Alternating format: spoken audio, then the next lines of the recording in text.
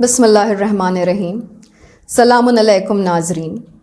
موجودہ دور میں پچھلے دور کے مقابل طلاقیں بہت زیادہ بڑھ گئی ہیں، تو معاشرے کی اس مشکل کو نگاہ میں رکھتے ہوئے ہم نے آج کے ایپیسوڈ کا موضوع جو قرار دیا ہے وہ ہے طلاق اور آج کے حالات۔ اسی متعلق گفتگو کرنے یہاں پہ موجود ہیں پروفیسر کمال الدین اکبر صاحب، جن کا میں استقبال کرتی ہوں۔ سلام آغا صاحب۔ وعلیکم السلام ورحمۃ اللہ وبرکاتہ۔ آغا صاحب، میرا پہلا سوال یہ ہے کہ کیوں پرانے زمانے میں جو شادیاں تھیں، جو پرانے لوگ کہتے ہیں کہ وہ زمانے چلتی تھیں، ٹک جاتی تھیں، لیکن اگر ہم آج کے دور کی طرف نگاہ کریں تو شادیاں جو ہیں وہ فقط واقعاً مہینوں میں ختم ہو رہی ہیں، یعنی 25 سال پرانی شادیاں لوگ توڑے دے رہے ہیں۔ تو ایسا کیا ہو گیا کہ اس زمانے میں جو ہے وہ اتنی طلاقیں پیش آ رہی ہیں؟ دیکھیے، یہ موضوع جو ہوتا ہے ہر سوسائٹی اور ہر سماج کے اپنے چیلنجز ہوتے ہیں۔ تو اب آج کی سوسائٹی جو ہے پہلے کے زمانے کے مقابلے میں زیادہ میٹیریلسٹک ہے، مادیت پرست ہوتی چلی جا رہی ہے، اور اس مادیت پرستی کی وجہ سے وہ اس میں برداشت ختم ہوتی جا رہی ہے، نہ صبر کا مادہ ہے نہ وہ ہے، اور کبھی کبھی یہ بھی دو طرفہ پریشانیاں ہوتی ہیں۔ جیسے وہ ابھی شاید بات آپ کے سامنے آئے، تو جب لڑکے کا انتخاب ہونے لگتا ہے تو پھر اس پر دھیان ہوتا ہے کماتا کتنا ہے، اور کوئی رشوت کی آمدنی ہے کہ نہیں، بالائی آمدنی بھی ہے۔ تو جب جہاں پر خرابی سے بات کی ابتدا کی جاتی ہے وہاں پر پھر ایسی صورتحال پیدا ہوتی ہے۔ یا پہلے زمانے میں جو لوگ دیکھا کرتے تھے، بھائی چلے یہی ہے، ہڈی دیکھا کرتے تھے، وہ خاندانی ہو، وہ یہ سب چیزیں ہوتی تھیں کہ خاندانی لوگ ہوں تو ان سے شادی ہو، یہ ہو، وہ بات ختم ہوتی چلی جا رہی ہے۔ اچھا، جو واٹس ایپ وغیرہ کا زمانہ آیا جس کے اندر اب وہ ہے بے حجابی اور بے پردگی نے بالکل اوپن کر دیا ہے، تو اچھا وہ فلمیں اور ڈرامے ان سب میں تو ان چیزوں نے بہت سی مسائل پیدا کیے۔ اب یعنی کچھ دنوں کے بعد اب یہ پہلے نامحرم مرد اور عورت کا گفتگو کرنا اچھا نہیں سمجھا جاتا تھا، یہاں تک کہ قرآن مجید نے پروردگار عالم نے کہا ہے، نبی اکرم کی بیویوں کے لیے کہا ہے کہ لوگوں سے بات کیا کرو، یعنی تو لگاوٹ سے بات نہ ہو، یعنی اگر کوئی بات ضرورت پڑ جائے ان سے بات کرنا ہو کہ وہ پتہ نہیں کیا سوچ رہے ہوں، جیسے بہت لیک کر کے اور وہ ہے کہ اس کے اندر یہ سب اس طرح کی گفتگو نہ ہو۔ اب آج یہ ہے کہ وہ آدمی پتہ نہیں کیا کیا دیکھتا ہے، یعنی ایک طریقے سے ہم لوگ، آپ کبھی بھی غور کیجیے گا، ایک حقیقی دنیا میں، ریئل لائف میں نہیں رہتے، ہم ایک امیجنری دنیا میں رہتے ہیں۔ اور وہ امیجنری دنیا اس طرح ہوتی ہے کہ جن عورتوں کو ہم لوگ واٹس ایپ پر اور یوٹیوب پر اور پتہ نہیں کہاں کہاں دیکھتے ہیں، جب وہ بیوی میں ان کی شبیہ نظر نہیں آتی ہے تو شوہر کو بیوی ناگوار لگنے لگتی ہے، جبکہ وہ بھی ویسی نہیں ہے۔ وہ میں نے کہیں پر وہ ایک لطیفہ کسی نے ڈالا تھا پاکستان کا، کہ پاکستان میں ایک مولوی صاحب تھے، وہاں پر عورتیں بھاگی ہوئی ہیں، لڑکیاں شادی میں، کہ اس کمرے میں جن ہے۔ تو مولوی صاحب گئے وہاں، کا اچھا ایسا کرو تم لوگ کہ تم لوگ ہے لگ تو رہا ہے، تم لوگ جاؤ وضو کر کے آؤ۔ تو جب وضو کر کے آئیں تو پھر جن وہاں سے بھاگا، کیونکہ ان کا سارا میک اپ چھوٹ چکا تھا اور کچھ جو ان کی اصلی شکل بنی۔ تو کہنا یہ ہے نا کہ حقیقتاً دنیا ایسی ہی ہوتی ہے، نہ کوئی لڑکی جناب فاطمہ ہے اور نہ کوئی لڑکا حضرت علی ہے، اس میں ویکنیسز ہیں، کمزوریاں ہیں۔ ہمارا اصلی دوست وہ ہے جو ہماری ویکنیس کے ساتھ، ہماری کمزوریوں کے ساتھ ہمارا دوست ہے۔ آپ پرفیکٹ آدمی تو تلاش کریں، نہ پرفیکٹ مرد مل سکتے ہیں نہ پرفیکٹ عورتیں۔ تو اگر قاعدے سے آپ دیکھیں تو شادی ایک ایڈجسٹمنٹ کا نام ہے، شادی کے اندر ٹالرنس ہونی چاہیے، ایڈجسٹمنٹ ہونا چاہیے، لحاظ ہونا چاہیے۔ وہ کیوں ہوگا یہ انشاءاللہ بات آئے گی تو ہوگا، لیکن بات ہے کہ سوسائٹی کا سیٹ اپ بدل گیا ہے، وہ میٹیریلسٹک ہے، پیسہ چاہتی ہے یہ چیز ہو جائے، اور اس طرح کا بیوی کو اس کی فکر نہیں کہ شوہر کی آمدنی کیا ہے، شوہر کو اس کی فکر نہیں کہ بیوی کی پریشانیاں کیا ہیں، زحمتیں کیا ہیں۔ تو جب ایک دوسرے سے وہ محبت ہی بیچ میں غائب ہو گئی تو پھر کیا ہوگا؟ جو کر پا رہا ہے وہ کر دے گا، اور وہ خالص مسلمانوں ہی کے لیے نہیں ہے۔ میرا تو سبجیکٹ ہے ہندوؤں میں طلاقیں جو ہوتی ہیں، اور مجبوری یہ ہے کہ وہ خود نہیں دے پاتے، ورنہ اس سے زیادہ طلاق ہو جائے۔ آج اگر ایک لا بنا دی گورنمنٹ کہ بھئی 1 مہینے کے اندر کوئی ہندو اگر چاہے تو اپنی بیوی کو طلاق دے سکتا ہے، تو آپ دیکھ لیجیے گا ابھی 50-60 لاکھ طلاقیں ایک ہی دن میں ہو جائیں گی. وہ عدالت تو اس سب چکر کی وجہ سے نہیں ہو پاتی ہے. تو پروفیسر صاحب ہم کیا دیکھ کر ایک شوہر یا زوجہ کا انتخاب کریں, اور کون سی ایسی صفات ہیں, کون سی ایسی کوالٹیز ہیں کہ جن پہ ہمیں بالکل بھی کمپرومائز نہیں کرنا چاہیے, یعنی یہ ضرور ہونی ضروری ہے؟ دیکھیے ایک بات تھی, جب پہلے شادیاں ہوتی تھیں تو اس پر زور ہوتا تھا کہ لڑکی جو ہے وہ گھریلو کام جانتی ہے, نماز روزے کی پابند ہے, حجاب کرتی ہے. لڑکے کے لیے ہوتا تھا کہ لڑکا دیندار ہے وغیرہ وغیرہ, اس طرح کی باتیں ہوتی تھیں. آج میں نے بتایا, ابھی آپ کو اس سے پہلے بھی بتایا کہ سارا زور اس بات پہ ہوتا ہے کہ اس کے بعد پیسے کتنے ہیں. تو میں یہ عرض کرنا چاہتا تھا کہ جو ماحول میں ایک تبدیلی آئی کہ سوسائٹی کا میٹیریلسٹک ہو جانا اور لوگوں کی فکر کا بدل جانا بنیادی طور پر ایک طرح سے رکاوٹ بن رہی ہے بہت سے فیملی ریلیشنز میں, کہ آج آدمی زیادہ سے زیادہ پیسہ چاہتا ہے, زیادہ سے زیادہ دولت چاہتا ہے. ایسے ہماری لڑکی خوش رہے گی, وہ سمجھتے ہیں دولت سے لڑکی خوش رہے گی. اور اب لڑکی جو ہے وہ مقصد یہ, کوئی کہتا ہے کہ وہ کانوینٹ ایجوکیٹڈ ہے کہ نہیں. میں نے تو مولوی صاحبان کو دیکھا ہے کہ بعض اوقات کانوینٹ ایجوکیٹڈ لڑکی کی تلاش کرتے ہیں, خود قم میں پڑھے ہیں, صحیح انگریزی لکھ نہیں سکتے, مگر بیوی جو ہے وہ کانوینٹ ایجوکیٹڈ ہونی چاہیے. تو کیا ایسی خاص بات ہے جو مثلاً دینی اسکول میں پڑھی ہوئی لڑکی میں نہیں ہوتی, یا اس سے قرآن میں کیا کمی ہے؟ تو بنیادی تو اگر دینداری کو ہم لوگ معیار بنا لیں کہ ہماری فرسٹ پریفرنس کیا ہے, تو جو فرسٹ پریفرنس ہماری ہے وہ دین ہونا چاہیے. کیونکہ اگر دین نہیں رہا, جیسے امام حسین علیہ الصلوۃ والسلام نے دعائے عرفہ میں ایک جگہ ارشاد فرمایا, اللہ کو مخاطب فرمایا اور کہا, جس نے تجھے پا لیا اس نے کھویا کیا, اور جس نے تجھے کھو دیا اس نے پایا کیا. یعنی اگر اللہ مل گیا تو سب مل گیا, اور اللہ بغیر دین کے تو ملے گا نہیں. اچھا ہم لے آئے ایک ایسی بیوی جس دیندار نہیں ہے, جس کو نہ نماز آتی, نہ روزہ آتا ہے, نہ اس کی پابندی کرتی, نہ اب بچہ ہوا.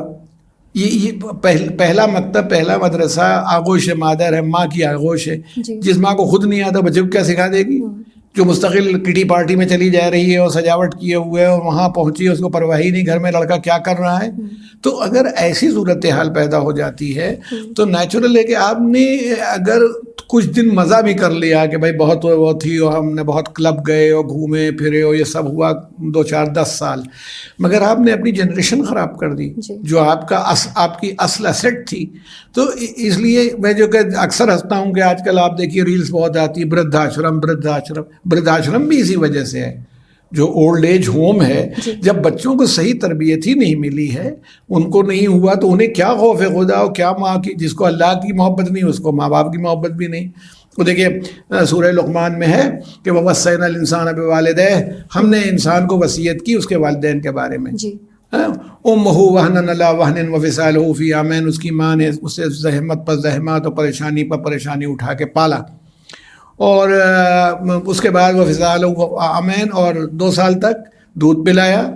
انشکر لی, میرا شکریہ ادا کرو, ولی والدیک, اور اپنے والدین کا شکریہ ادا کرو, الی المصیر, تمہاری واپسی میری طرف ہے. تو میں اس میں سمجھتا ہوں کہ میرا شکریہ کیوں ادا کرو؟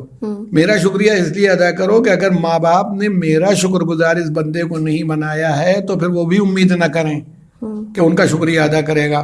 میں اکثر کہتا ہوں اپنے سامعین سے اور ناظرین سے, نماز ہدیہ والدین کون پڑھے گا؟ جو مغرب عشاء کی نماز نہیں پڑھتا ہوگا وہ ہدیہ والدین پڑھ ڈالے گا. وہی اسی سے ہم امید کریں جو اللہ کی مغرب کی نماز پڑھتا ہوگا اور تو اس کے بیچ میں ہدیہ والدین پڑھے گا, تب عشاء کی نماز پڑھے گا. کہ ایسا کون بے وقوف آدمی ہوگا جو, جتنے لوگ ہیں مولا کو ہم بہت چاہتے ہیں, ارے زیارت تو وہ پڑھے گا روز, اور 5 وقت زیارت پڑھے گا امام حسین کی, جو نماز پڑھے گا جب ختم کرے گا تو السلام علیکم یا ابا عبداللہ کہے گا. اب اس کو تو کچھ آتی بھی نہیں ہے زیارت, تو یہ جو مجلس کے بعد بھی جب پڑھی جاتی ہے تو خالی انگلی گھمائے رہتا ہے, اس کو کیا معلوم ہے کہ نماز زیارت کیسے پڑھی جاتی. تو مقصد یہ ہے کہ بنیادی طور پر خدا نما بنائیں لائف کو, اپنی بھی دوسروں کی بھی, یہ پریشانی حل ہو جائے گی. ورنہ اس معاشرہ کچھ نہیں کر پائے گا. معاشرے کی طاقت کہاں ہے؟ نہ ہندو معاشرہ کر پائے گا, نہ عیسائی معاشرہ, نہ مسلم معاشرہ. جی اچھا پروفیسر صاحب, جیسے کہ آپ نے تربیت کی بات کری, تو اگر ہم آج کے معاشرے کی طرف نگاہ کریں تو ویمن امپاورمنٹ کے چلتے جو ہے, فیمنزم کے چلتے جو ہے, عورتیں جو ہیں وہ مردوں سے قدم ملا رہی ہیں. مطلب پروفیشنلی مطلب جتنے قابل آج کے دور کے مرد ہیں اتنی ہی قابل عورتیں بھی ہیں. تو اللہ نے ہم سے یہ بھی کہا کہ اگر میں نے تمہیں کوئی نعمت عطا کری ہے تو میں اس کے بارے میں تم سے سوال ضرور کروں گا. تو اگر اللہ نے کسی عورت یا مرد کو کوئی ٹیلنٹ دیا ہے تو اس کے متعلق اللہ جو ہے وہ سوال ضرور کرے گا. تو ہمیں آج کے دور کی طرف اگر ہم نگاہ کریں کہ جتنی جو ورکنگ ویمن ہیں کہ جو کام کر رہی ہیں تو ان سے کس متعلق سوال کرے گا اللہ پہلے کہ مطلب تم نے اپنی فیملی کو، تم نے اپنے بچوں کی پرورش کیسے کی، تم اپنے شوہر کے لیے حاضر تھیں یا نہیں حاضر تھیں، یا پھر وہ یہ کہے گا کہ دیکھو میں نے تمہیں اتنی عقل دی تھی، تم نے MBBS کلیئر کر لیا یا تم نے فلانا ڈگری حاصل کر لی تو تم نے اس کے ساتھ کیا کیا. تو مطلب ان دونوں چیزوں میں اللہ کس چیز کو پہلے ترجیح دے گا ایک عورت کے متعلق؟ آپ کا جو سوال ہے اس پہ بنیادی طور پر ہمیں یہ طے کرنا پڑے گا پہلا کہ اس کی پرائمری ڈیوٹی کیا ہے اور اس کی سیکنڈری کیا ہے. تو ایک بیوی کی پرائمری ڈیوٹی اس کا اپنا گھر ہے جس کی وہ ملکہ ہے. شی از کوئین آف ہر ہاؤس. یہ اسے معلوم ہے. جناب خدیجہ اپنے گھر میں اور جناب فاطمہ اپنے گھر میں، امہات المومنین اپنے گھر میں. شریعت نے منع بھی نہیں کیا. دیکھیں کچھ چیزوں کا جائز ہونا یعنی پرمیسیبل ہونا. شریعت میں دیکھیں ایک حکم ہوتا ہے واجب جو کرنا ہی ہے، ایک ہوتا ہے حرام جو نہیں کرنا ہے، ایک ہوتا ہے مستحب جو معصوم نے کیا ہو، ہے نا، جو وہ ہے، اور ایک ہوتا ہے مکروہ اوائڈ کیا جائے تو بہتر ہے. اور اس کے بعد پھر ایک لسٹ آتی ہے جائز یا پرمیسیبل کہ جائز ہے. مثلا ہم چائے پئیں نہ پئیں، کھانا کھائیں، یہ بھنڈی کھاتے ہیں کہ نہیں کھاتے ہیں، اس میں اللہ کو کچھ نہیں، لمبا پائجامہ پہنے کہ تہمت باندھیں، کچھ نہیں ہے. تو کہنا یہ ہے نا کہ جو پرمیسیبل ایکٹس ہیں وہ ہیں. اب شوہر کی دیکھیں شادی کے بعد بیوی کی جو یعنی ڈیوٹیز ہیں شوہر کے لیے، کھانا پکانا اس کی ڈیوٹی نہیں ہے، گھر چلانا ہی اس کی ڈیوٹی نہیں ہے، جھاڑو دینا اس کی ڈیوٹی نہیں ہے، یہ سب نہیں ہے اس کی ڈیوٹی. ڈیوٹیز سے باہر ہو گئی. لیکن میں ہمیشہ یہ کہا کرتا ہوں کہ زندگی قانون سے نہیں، زندگی محبت سے چلتی ہے. کوئی بھی آدمی آپ سوچئے کہ ایک آدمی کا بچہ ہے، وہ بالغ ہوا، اس کی اس سالگرہ منائی، بالغ ہونے کے بعد اس کی اٹیچی باپ نے دے دی کہ بیٹا آج سے بالغ کو جاؤ، جہاں جاجی چاہے رہو، کھاؤ کماؤ، اللہ نے ہماری ذمہ داری ختم کر دی تمہاری. ایسا کرتا ہے باپ. 35 سال کا اور 40 سال کا بھی آدمی ہو جاتا ہے کہ ضرورت مند ہے بیٹا، ابھی سیٹل نہیں ہوا، تو باپ اس کو دیکھتا ہے. 26-27 سال کا لڑکا ہے، اس کی کوچنگ دہلی میں کروا رہا ہے، اچھی نوکری پا جائے، کیونکہ محبت درمیان میں ہے. شریعت چاہتی کہ محبت ہو. اگر عورت کی ذمہ داری یہ سب نہیں ہے جو میں نے بتائی گھر کا کام کرنا، تو جناب فاطمہ کو پہلے دن نوٹس حضرت علی کو دینا چاہیے تھی کہ یہ چکی وکی یا تو آپ پیسیے یا کسی کو رکھیے وہ پیسے، مجھ سے نہیں ہوگا، میں خالی نماز پڑھا کروں گی گھر میں. آپ بیوی کی ذمہ داری کیا ہے؟ شوہر کے ساتھ جو اس کا رابطہ ہے میاں بیوی کا، اس میں وہ انکار نہ کرے، اس میں جو ان کی نیئرنیس ہے وہ ختم ہو گئی بات. اس کی اجازت کے بغیر گھر سے باہر نہ جائے. یہ ہے. تو پرائمری ڈیوٹی کے اعتبار سے نہیں، جتنا وہ کرتی ہے وہ سب اس کی کرٹسی ہے. یعنی اب جب اس کی کرٹسی، یہاں تک کہ بچے کو دودھ پلانا بھی اس کی ذمہ داری نہیں، بچے کو پالنا بھی اس کی ذمہ داری، جتنا اس نے کرٹسی کی تو پھر اس احسان کو دوسرا یاد رکھے اور یہ محبت پیدا کرے دونوں میں. یعنی مطلب حضرت علی نے جناب فاطمہ کی شہادت کے بعد جو جملے کہے ہیں آپ کی قبر پر، وہ مطلب حضرت علی جیسا آدمی اور جناب فاطمہ کا جو قصیدہ پڑھا ہے انہوں نے اس وقت، تو اس کا مطلب ان کی وہی کاوش و کوشش ہے. پرائمری ڈیوٹی شریعت نے منع اس کے لیے نہیں کیا. بہت سے حالات ہوتے ہیں آدمی کے، اب ہمارے گھر کا خرچہ نہیں چل رہا ہے، شوہر جو ہے وہ بیچارہ اس قابل نہیں ہے کہ سارا خرچ چلا سکے، بیوی نے اسی کی مدد کے لیے کام کرنا شروع کر دیا، جانے لگی. یہ جیسے تعلیم ہے، باپ نے بچے کو تعلیم دلانا چاہیے. جتنا علمی سطح پر آدمی بلند ہوگا اور قاعدے سے علم حاصل کرے گا اتنا ہی اس کے اندر فیئرنیس آئے گی. تو نہ عورت پر، کیونکہ مینٹیننس دینا، نان و نفقہ دینا بیوی کا، وہ تو ماں باپ کا بھی اپنے اور بچوں کا، یہ باپ کے اوپر واجب ہے، مرد پر واجب ہے. عورت کے اوپر نان و نفقہ اپنا نہیں. جب شادی ہو جائے تو شوہر پر واجب ہے. شوہر اس کا یعنی مینٹیننس، جو گھر کھانا پینا گھر اس کا، یعنی اس کے اپنے اسٹینڈرڈ کے حساب سے وہ دے، تو وہ ختم ہو گیا. جب نہ رہ جائے شوہر تو ماں کی ذمہ داری اولاد پر یا بھائی بہنوں پر چلی جائے گی. تو عورت پر یہ ذمہ داری نہیں رکھی، کیونکہ گھر ایک اتنا سیٹ اپ تھا جو بہت امپورٹنٹ تھا سوسائٹی کے ایگزسٹنس کے لیے. گھر ایک یونٹ تھا، تو اس کا کنٹرول عورت کو دیا گیا اسی لیے کہ یہ اس کو سنبھالے. اور یہ سنبھالے تو اچھے لوگ پیدا ہوں، اچھے آدمی آئیں، یہ آئیں. اب دیکھیے کربلا کے شہیدوں کو ہم ہمیشہ یاد رکھتے ہیں، مگر کربلا کے شہید ان ماؤں کے بغیر نہیں تھے جنہوں نے اپنے بچوں کو خود بھیج دیا. اچھا وہ تو بنی ہاشم کی خاتون نہیں تھیں جنہوں نے اپنے لڑکے کی تلوار بھی باندھ دی تھی وہ کمر میں، اور اس کو کہا تھا بھیج دیا تھا، شوہر شہید ہو چکا تھا. تو آپ یہ بتائیے اگر ایسی مائیں نہ ہوتی تو کربلا میں ایسے ناصر بھی نہ ہوتے. جناب ام البنین جیسی ماں نہ ہوتی تو جناب عباس اور ان کے جیسے بھائیوں کے جیسے ناصر بھی پیدا نہ ہوتے جو کربلا میں شہید ہو گئے. تو ایک عورت کا یہ بہت بڑا جناب ام البنین نے، تھوڑی دیر کو مانیے میں آج کے ماحول میں کہتا ہوں، جناب ام البنین نے ایک بزنس کھڑا کیا اس زمانے میں. سوچیے اور بہت بڑا بزنس چلاؤ، یہ چلاؤ، سب ہوا اور بہت کامیاب خاتون رہی. اب بتائیے وہ جناب ام البنین سمجھ میں آ رہی ہیں جن جناب ام البنین نے اپنے 4 بیٹے اس طرح کے تیار کر دیے جنہوں نے کربلا میں قیامت ڈھا دی، علمداری کا ایسا ماحول اور سقائی کا پیدا کر دیا کہ ادھر علمدار کہا ادھر اس کی تصویر سامنے ابھر آئی. تو جناب ام البنین کی کامیابی یہ ہے. ان کا بہت بڑا امپائر ہوتا تو ختم ہو چکا ہوتا، کتنے بڑے باغات تھے وہ، کتنے بڑے تھے وہ، تو آج تو ایگزسٹ نہیں کرتے. مگر جو جن ویلوز کو انہوں نے زندہ کیا وہ سب ایگزسٹ کر رہی ہیں. تو اس لیے میں کہہ رہا ہوں پرائمری ڈیوٹی اس کی وہ ہے. لیکن یہ کہ شریعت نے اس کو پرمیسبل رکھا کہ ضرورت پڑے تو شوہر کی اجازت سے بیوی اپنا جاب بھی کرے، وہاں بھی جائے.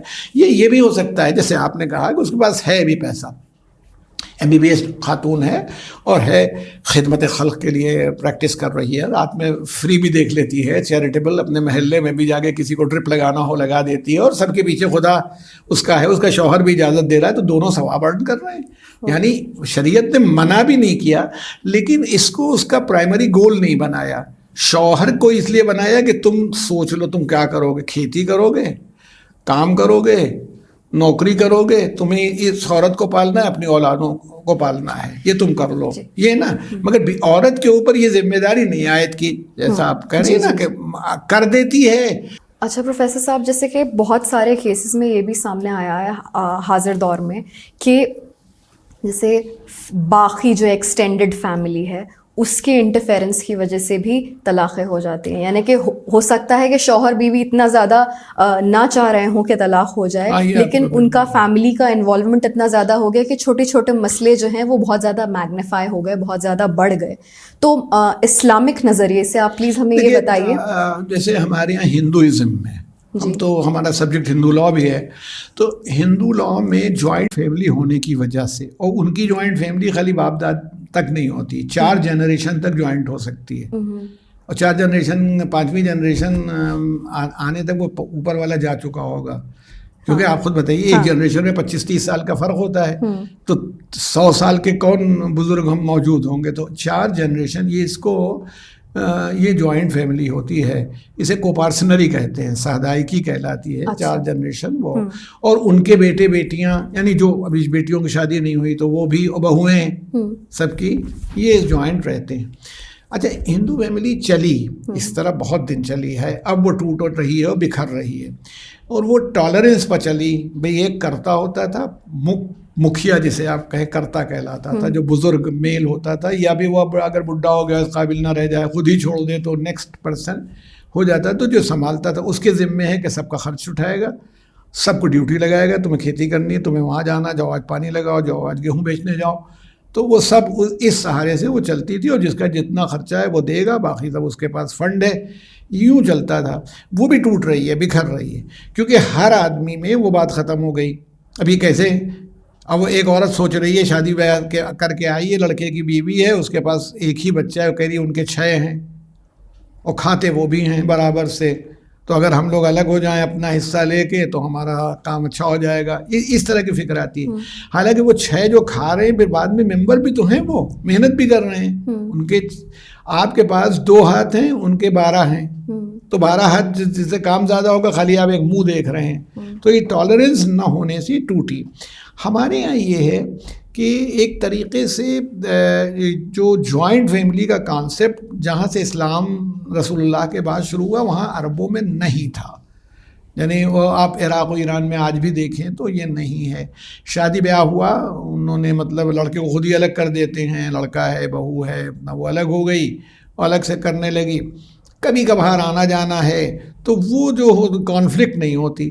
اب یہاں یہ ہوتا ہے دخل اندازی شروع ہوتی ہے, یعنی جن کو نہیں دخل دینا چاہیے. مثال کے طور پر ساس کے وہ اتنی دیر تک سوتی ہے, اٹھتی ہے, اور کیا ضروری ہے کہ چلی جاتی ہے. میاں بیوی کا معاملہ ہے, آپ سجیشن دینے کے حد تک اگر کسی کو دے بھی دیں تو وہ ٹھیک ہے, لیکن عام طور پر ہر چیز میں دخل اندازی سے تو وہ دونوں میں ایک دوسرے کی نفرت پیدا ہوتی ہے. پھر وہ یہ ہوتا ہے کہ جھوٹ شروع ہوتے ہیں, پھر الزامات لگتے ہیں, تو یہ ٹکراؤ ہونے لگتا ہے. اچھا, اسلام میں ہندوازم نے تو پہلے طلاق کا تصور ہی نہیں تھا, وہ تو جنم جنمانتر کا ساتھ ہوتا تھا. تو زیادہ سے زیادہ عورتوں نکال باہر کیا, میاں بیوی کے تعلقات نہیں رہ گئے, وہ تو اور بری حالت تھی. لیکن جو اسلام میں چونکہ طلاق کا حق ہے مرد کو, تو اس کو اتنا اکسایا اور اتنا کہ اس نے طلاق دے دیا. اچھا, ہندوؤں میں بعد میں کیا ہوا کہ انہوں نے یہ شروع کیا کہ اس عورت سے کیسے چھٹکارا ملے, طلاق تو دے نہیں سکتا شوہر, تو جلا دو, زہر کھلا دو, کوئی ایسی ان نیچرل ڈیتھ ہو گئی, ابدا ہو گیا, مار مور کے ختم کیا, چھٹی پائی. تو ان سب چیزوں کی وجہ سے آئے اسلام کا تصور تھا. دیکھیے رسول اللہ صلی اللہ علیہ وسلم نے, ان کی زیادہ بیویاں تھیں, ایک سے زیادہ بیویاں تھیں ایک وقت میں جب مدینہ میں تھے, تو سب کے گھر الگ تھے, سب کا کھانا الگ تھا, یعنی جوائنٹنس میں بھی الگ الگ ہیں. جناب فاطمہ تو تھیں, حضرت علی, جناب فاطمہ, جب حضرت علی کی شادی ہوئی جناب جعفر طیار سگے بھائی تھے بھائی, عقیل, تو یہ تو نہیں تھا ایک ساتھ رہتے تھے. جناب عقیل کی فیملی الگ تھی, جناب جعفر طیار کی الگ تھی, جناب حضرت علی کی فیملی الگ رہی جب شادی آپ کی ہو گئی. لیکن اب یہ نا کہ جناب مطلب بات کیا ہے, جناب فاطمہ کے ساتھ ہی حضرت علی کی والدہ رہتی تھیں, یعنی فاطمہ بنت اسد جو تھی وہ جناب فاطمہ زہرا سلام اللہ علیہ کے ساتھ رہتی تھی. تو وجہ یہ تھی کہ کوئی بھی آدمی جہاں سکون پائے گا, زیادہ اس کو خوش ہوگا, وہیں رہے گا. اچھا, اور عورت کے لیے یہ ایک ہتھیار ہوتا ہے, اگر وہ کیپچر کر لے شوہر کے رشتہ داروں کو تو پھر جو چاہے کرے. یعنی مقصد یہ نہیں کہ وہ انٹرنلی وہی لوگ اس کے سپاہی بن جائیں گے جو ایک طریقے سے اس کے دشمن ہیں, تو وہ اس کے سپاہی بن جاتے ہیں. ہم نے ایسی خواتین کو دیکھا ہے, میں نام نہیں لینا چاہتا کیونکہ بہت بھی, کہ پہلے ان کو ناپسند کرتی تھیں ان کی ساس اور یہ سب, اور بعد میں وہ کہا کرتی نہیں کہ ہماری بہو جیسی تو کسی کے بہو ہو ہی نہیں سکتی.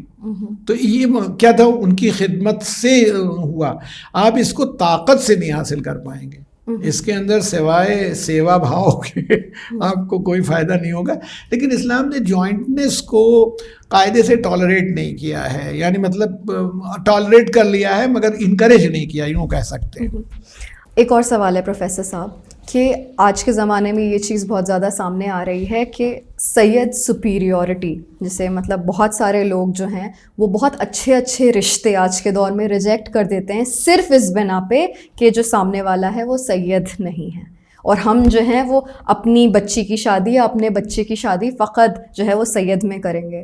تو آپ اس چیز کے اوپر تھوڑی سی روشنی ڈالیں کہ کیا ائمہ کا بھی ایسا ہی کچھ سوچنا تھا؟ یہ ہندوستان اور پاکستان کا کانسیپٹ ہے جی, جو انہوں نے خود ڈیولپ کیا ہے. قرآن مجید بالکل جو اس کا رول ہے جو دیا ہے, اس میں یہ ہے کہ یا ایھا الناس, اے انسانوں, ہم نے تمہیں خلق کیا, خلقناکم, میں نے من ذکر و انثی, میں نے ایک مرد اور ایک عورت سے تم لوگوں کو بنایا, جی, اور پھر تمہیں قبیلوں میں اور خاندانوں میں بانٹ دیا تاکہ تم ایک دوسرے کی پہچان کر سکو. ان اکرمکم عند اللہ اتقاکم, بے شک تم میں مکرم وہ ہے, ان اکرمکم عند اللہ, جو تم میں زیادہ متقی اور پرہیزگار ہے. وہ ہے نا کہ بزرگ وہی ہے جو متقی, اور تقوی اور پرہیزگاری آدمی دیکھ نہیں پاتے ایک چیز. اچھا, سادات کا ادب اور احترام ہوتا ہے, وہ سادات اپنا سمجھنے لگتے ہیں, ان کی بیوقوفی یہ ہوتی ہے, وہ رشتے کی وجہ سے ہوتا ہے کہ بھائی رسول اللہ یا جناب فاطمہ سے ان کا رشتہ ہے. تو یہ تو اس کی عظمت ہے اس امتی انسان کی کہ وہ اتنی پشتوں کے بعد بھی رسول اللہ اور اہل بیت کے رشتے کو یاد کیے ہوئے ہے کہ تم اس کا گھر کے ہو. اس لیے بہت سے لوگ میرے بیٹے کا خیال کرتے ہیں اس لیے کہ میرا بیٹا ہے, ابھی اس کی صلاحیت نہیں آئی سامنے, کچھ نہیں آئی, لیکن وہ خیال کرتے ہیں میری بیٹی کا, اچھا ان کی بیٹی ہے نا. تو اب دیکھیں قرآن کیا کہہ رہا ہے, نبی کی بیٹیوں کی بیوی ہو, تم عام عورتوں جیسی نہیں ہو, تم گناہ کرو گی تو تمہارا عذاب بھی, سزا بھی تمہاری 2 گنی ہوگی. تو وہ یہ تو نہیں تھا کہ تم تو بہت اونچی ہو, یعنی کہا یعنی تمہاری عظمت نبی کی وجہ سے ہے تو تمہاری ذمہ داری بڑھ گئی. تو اگر سید جو ہے آل رسول جو ہیں ان کی عظمت ہے تو ذمہ داری کے حساب سے جتنا میں تو کبھی کبھی خود شرمندہ ہو جاتا ہوں. ہمارے بہت سے خوجے حضرات اور وہ سب جن سے میرا سابقہ رہتا ہے مجھ سے زیادہ نماز پڑھتے ہیں, مجھ سے زیادہ صدقہ کرتے ہیں, مجھ سے زیادہ چیریٹی کر رہے ہیں, جن کی مطلب اوپر 200-250-300 سال پہلے وہ مسلمان بھی نہیں تھے کرتے. تو میں کہاں سے سپیریئر ہوں؟ یعنی اگر میں غور کی شادی میں صرف میں یہ کہتا ہوں یہ دیکھنے والی چیز ہوتی ہے. آپ دیکھیں کہ ان کے آپ کو اس رخ کو دیکھنا ہوگا, کبھی کبھی کلچرل ڈفرینس ہوتا ہے. مطلب ہمارے یہاں دیہاتوں میں مشہور ہے کہ لکھنؤ کی لڑکیاں کہیں دوسری جگہ رہ نہیں سکتی. بہت معذرت کے ساتھ لکھنؤ والوں سے, یعنی ٹھیک ہے ہو سکتا ہے کہ ان کو اپنا ماحول اپنا معاشرہ نہیں ملتا تو ایک تکلیف ہوتی ہوگی. اچھا دیہات کی عورتیں جو ہیں, اچھا میں اب سامعین کو بتاؤں, ایک فیملی اب تو 60-70-80 سال ہو گئے ایک جگہ کی, وہ لوگ زمیندار تھے, اچھی حیثیت کے لوگ تھے, اور ویسٹرن یو پی میں شادی ہو گئی ان کی, بہت بڑے خاندان میں شادی ہوئی. یہ گئیں ایک رات رہیں, اب صبح ان کو جب ضرورت ہوئی باتھ روم جانے کی تو ان کو لوٹا دے دیا گیا کہ باغ پیچھے ہے, کھیت وہاں چلی جاؤ. یعنی ان کا طریقہ یہی تھا بھائی گھر میں گندگی, پہلے تو سروس ٹوائلٹس ہوتے تھے تو گھر میں گندگی پھیلانے کی کیا ضرورت ہے, اور سب خالی ہے, ان کی اتنی بڑی امپائر ہے, صبح کے وقت سب سناٹا ہے, لوٹ کے آئیں اتنا روئیں پھر گئی نہیں. اب یہ ڈفرینس جو ہے کلچرل ڈفرینس ہے, کلچرل ڈفرینس ہے. ہم انہیں بھی غلط نہیں کہہ سکتے, انہیں بھی نہیں غلط کہہ سکتے. اس زمانے میں آج سے 60-70 سال پہلے اپنا ان کا یہی سیٹ اپ تھا. میں ایک مرتبہ گیا مظفر نگر کی طرف, ایک جگہ جولی اشرا پڑھنے گیا. میں نے پہلا لقمہ روٹی سے سالن کر لیا, مجھے اچھو ہو گیا, اتنی مرچ پڑی ہوئی تھی. ویسٹرن یو پی میں اتنی مرچیں کھائی جاتی, ہم لوگ کھاتے نہیں. تو ماحول کیا ہے, معاشرہ کیا, یہ سب دیکھنے کے. لیکن سید و غیر سید والا جو لوگ سوال اٹھاتے ہیں, مولانا ذیشان حیدر صاحب جوادی قبلہ اللہ مقامہ نے ایک قصہ سنایا کہ صاحب وہ پاکستان میں گیا تھا, کھانا ہو رہا تھا, سب کھانا لگا ہوا تھا. پنجابی حضرات کا یہ خاص ایشو ہے, مثلا ہو سکتا ہے وہ میرا پروگرام دیکھ کر کے مجھ کو ڈکلیئر کر دیں کہ یہ تو جانتے ہی نہیں دین, تو یہ ہے. تو پنجابی حضرات نے پوچھا ان سے مولانا کہ سیدانی کی شادی سید سے ہو سکتی ہے؟ ان کا خاص, تو ذیشان صاحب قبلہ فرمانے لگے مرحوم کہ میں کھانا سامنے لگا ہوا ہے, ابھی الٹی سیدھی بات بتائیں تو دین جاتا ہے, اور صحیح بتا دیں گے تو کھانا ہاتھ سے چلا جائے. تو جناب باتیں بہت دلچسپ کرتے تھے. کہنے لگے کہ میں نے ان سے کہا کہ پہلے آپ سیدانی اور سید کی تعریف کریے تو میں جواب دوں گا. کہ سیدانی وہ ہے جو نسل جناب فاطمہ زہرا سے ہو, اور سید وہ ہے جو نسل جناب فاطمہ زہرا سے ہو. مرد ہو تو سید ہے. کہاں ان کی شادی حرام ہے, ان کی شادی سیدانی کی سید سے شادی حرام ہے. وہ تو خالی سننا چاہتے تھے کہ سیدانی کے باہر ہو نہیں سکتی, اب یہ کہہ رہے سید کی سیدانی سے شادی حرام ہے. ہائی آپ کیا بات کر رہے ہیں, یہ کیسے ہو سکتا ہے؟ کبھی آپ نے بتایا جناب فاطمہ کی نسل سے ان کے 2 بیٹے تھے, امام حسن امام حسین. 2 بیٹیاں تھیں, جناب زینب و جناب ام کلثوم. نہ جناب امام حسن کی شادی ان دونوں اپنی بہنوں سے ہو سکتی تھی, نہ امام حسین کی شادی ہو سکتی, تو حرام ہوئی کہ نہیں ہوئی؟ کہ نہیں وہ تو پہلی اسٹیج تھی.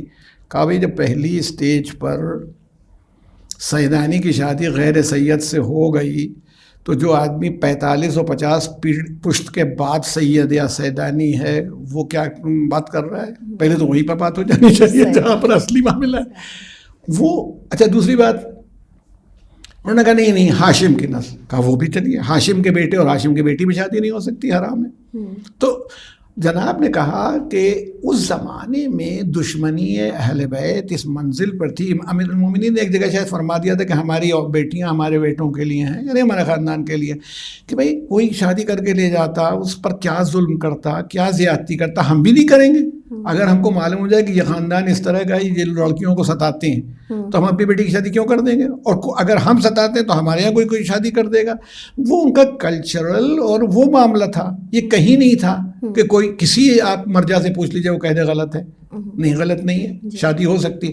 اس کا نقصان کیا ہوا؟ پنجاب میں کتنی سیدانیاں بیٹھی جن کی شادیاں نہیں بڈھی ہو گئی، بوڑھی ہو گئی کیونکہ سید ملا نہیں. تو اس لیے یہ ایشو جو ہے یہ بالکل یہاں کا سیاسی ایشو ہے بھائی اپنے آپ کا، اور کچھ نہیں ہے. سماجی اور یہاں کا ماحول جو ہے اس کے اعتبار سے. پروفیسر صاحب آپ کا بہت بہت شکریہ.